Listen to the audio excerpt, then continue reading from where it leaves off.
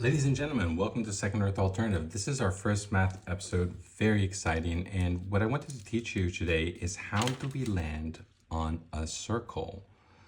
And oftentimes when we talk about the complex plane, which is denoted by the I, or in other words, imaginary, which we infer as root minus 1, but I say infer because we can't technically do root minus 1, so we enter a different dimensional plane of rotational dynamics. And in that plane, they say that we just land on the unit circle, but how? Although this might be taught in advanced mathematics courses, I was never personally taught, so I devised a method that I thought was very simple, intuitive, and can be used with the simplest rules possible. Now, due to the simplicity of the method, and although it was something I derived personally on my own terms, it's probably something I'm guessing is taught in other curriculums. So don't take it as like something that is necessarily novel. It's just something that works for me, and I just wanted to share how you can actually get to a circle with very simple rules related to the golden ratio. So if we actually end up taking a 4 cube line. Now, when I say cubed, I'm talking about these little boxes. So it's really just annotating 4 points in a sector. We're going to do the same thing, and we're going to do a 6-side sector, and we're going to bisect it along the 3/4 line. And additionally, I'm going to go to the second point right over here, and I'll add a new triangle. And what you notice is that this triangle ends up being exactly 1, 2, 2, if you see these below boxes. So that just implies that if you were to actually take the hypotenuse, which is 1 squared plus 2 squared equals, let's say, h squared, or traditionally they say c squared, but so that's 5. And since this is, let's call it c, since it's the more traditional, c squared, this c would become root 5. So a root form is hard to calculate because it's irrational. It goes forever. And there's no way to find a root form just by trying to annotate it without having some basic inferences. So I guess the inference that I'm trying to explain here is that we do have a way to infer a 3, 4, 5 triangle that allows for a rational side. And that just means that when you create a triangle that has 1, 2, 3, and a 4-legged base, the hypotenuse has to be 5, since 3 squared plus 4 squared ends up being 9 plus 16, which equals 25, and the square root of 25 equals 5.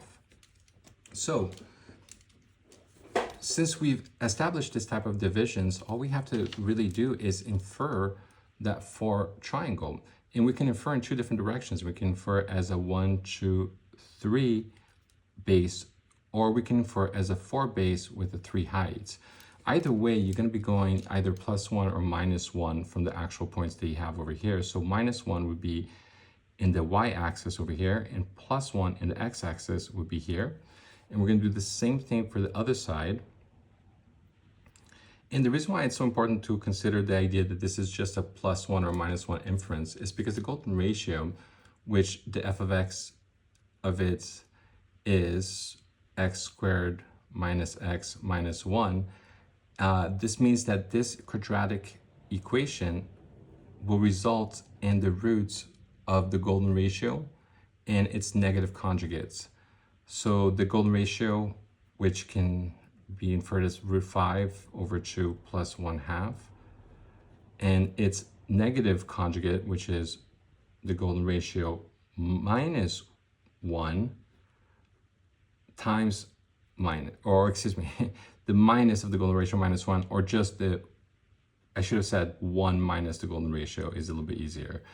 But that creates a construction of root 5 over 2 minus 1/2. And these are the 2 roots of the quadratic form of the golden ratio. And you can see that we're already establishing an aspect of the golden ratio right here. So by now connecting our, what I'm calling our rational hypotenuses over here, you can see that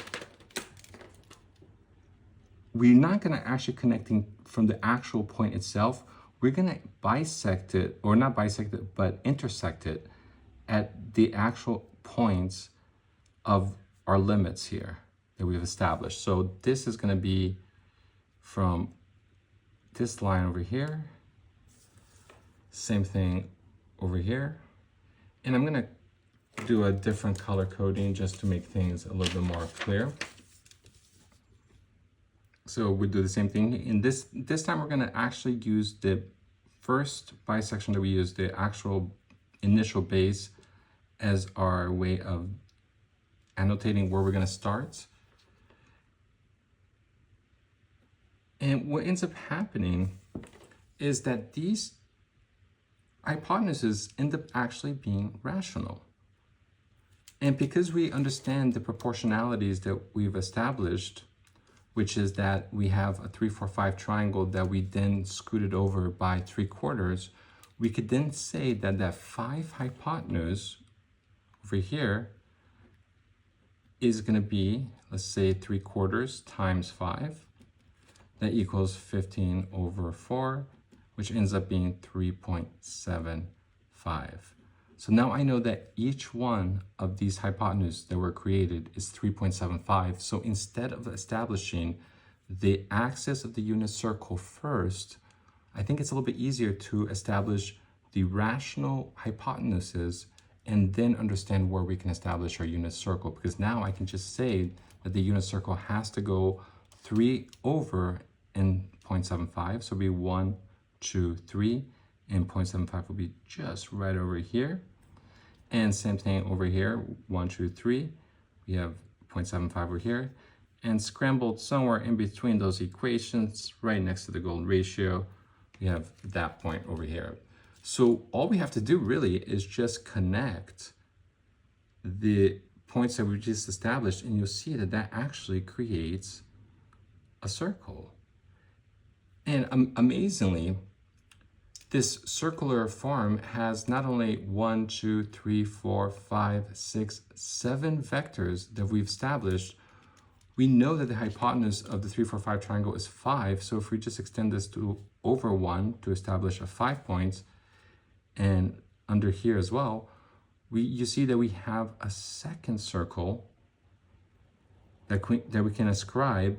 So within very minimal rules related with just bisecting these intersections, we are able to establish what accounts for a total of 14 vectors between 2 circular formations.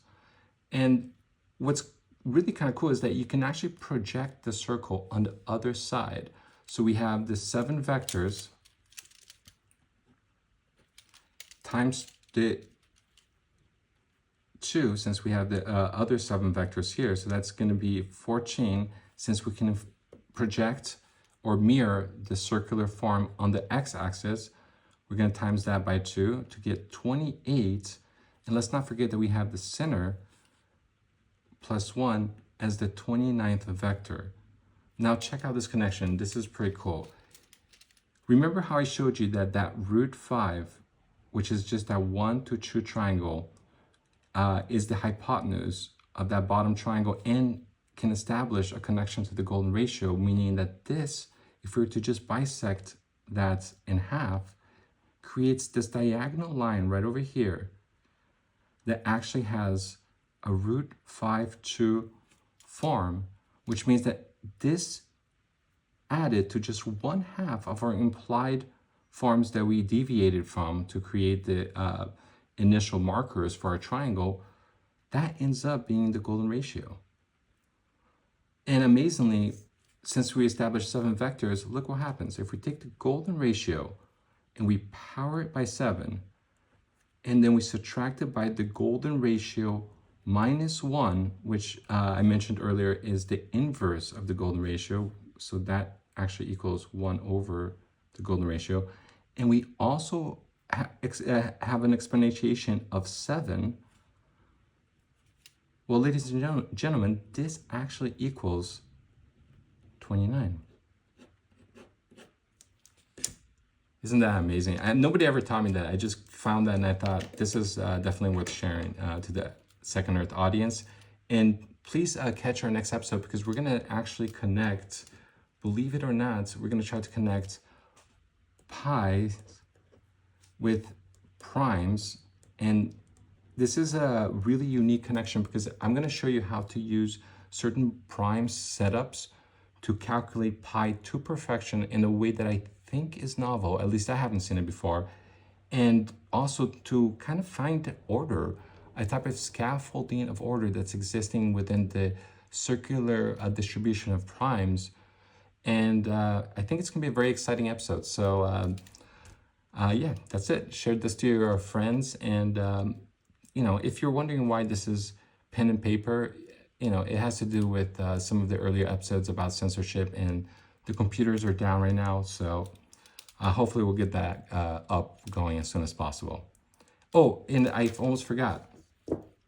These seashells, if you're not certain exactly what the golden ratio is, well, the proportions of the golden ratio is what allows seashells to exist. That's their actual proportions, as well as, whoa, easy there, this shape, which is a spiral. This is literally the golden ratios in its manifestation.